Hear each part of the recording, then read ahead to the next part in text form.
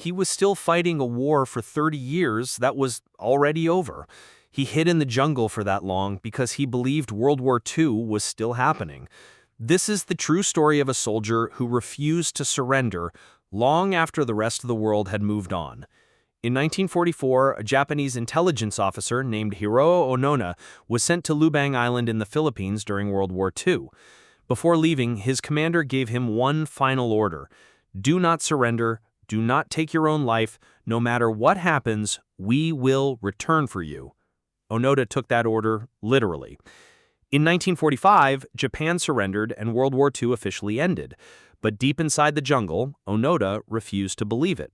Flyers announcing the end of the war were dropped from planes, newspapers were left behind, messages from family members begged him to come home. But Onoda believed it was all enemy propaganda designed to trick him into surrendering. So he stayed hidden in the jungle. For years, he survived by stealing food, hiding in caves, and avoiding civilians while continuing guerrilla attacks, because he truly believed the war was still active. Years turned into decades. Humanity landed on the moon. Cities transformed. Technology changed the world. But Onoda remained isolated in the jungle, mentally frozen in 1945.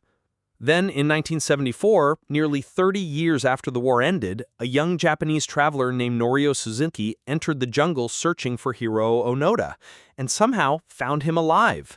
But even then, Onoda refused to surrender unless he received direct orders from his original commander. Shockingly, the Japanese government tracked down his former commanding officer, flew him to the island, and had him formally relieve Onoda of duty.